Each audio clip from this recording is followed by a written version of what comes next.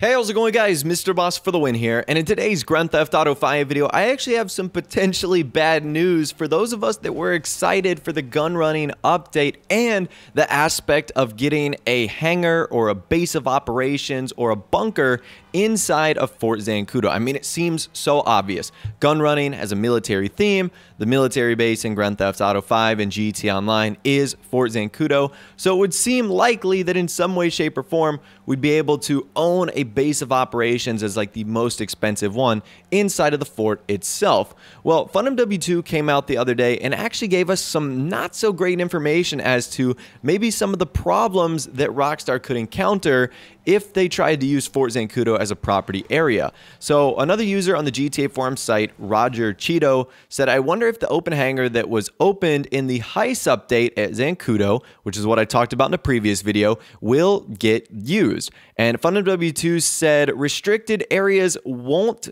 be used as properties. Not to mention, Fort Zancudo has a script that spawns the NPC laser and sets a wanted level on you, etc. You want them to terminate the script if you're signed up as a warlord and own the hangar, ? That might cause some bugs. Rockstar can let you own the hangar, but with the hostile tanks and lasers everywhere, plus the anti-defense system, I guess he's just listing everything that likely would say that it just wouldn't make sense. So if that indeed is true, that is kind of disappointing because there are so many awesome areas outside of that hangar in Fort Zancudo. I mean, there's that giant open hangar. There's also these smaller kind of rounded ones. There's these big giant garages with, equipment inside of them that looks to have been meant for operating on vehicles. So it would be a real shame that if Fort Zancudo was not used as a property, just because there is so much potential there. But FunMW2 does bring up a good point. The wanted level, the NPC lasers, the hostile tanks, the anti-air defense system. It seems like Rockstar would have to do a lot in order to allow you to get inside the base without having all of those issues just coming upon you. So I can totally see why something like that could be the case. Now, at a minimum, I would at least like Rockstar to use Fort Zancudo for something, whether it's like a mission or whether it's for a cutscene.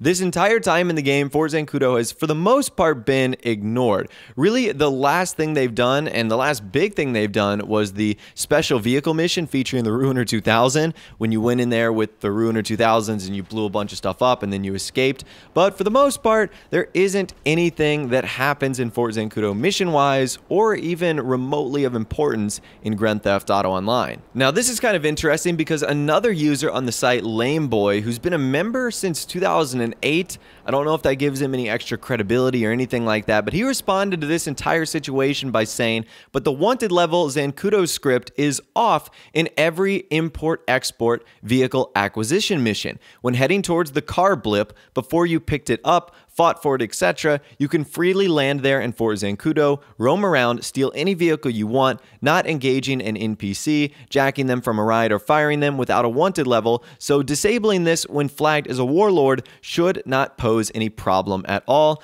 in my honest opinion. So when he says warlord, that's like the speculation for what you would be called with this gun running military DLC. That's a good guess. A militia member would probably be another one. So that brings up a good point right there, because that's not the only time I've noticed that going into Fort Zancudo won't get you stars. If you're doing like a biker mission or a biker jousting mission, you won't get stars for going into Fort Zancudo. But I think the problem, and what FunMW2 brought up, is in free mode, when you're not locked to a mission, how would the game differentiate you from someone else, not giving you wanted level stars versus giving someone else wanted level stars? So I really do hope that Rockstar is able to find a workaround for this, because although there's a bunch of other amazing locations, Fort Zancudo is definitely one that I want to see added as far as a property that we could possibly use for the gun running update itself. Now, another thing he said that's kind of interesting is he brought up restricted areas won't be used as properties.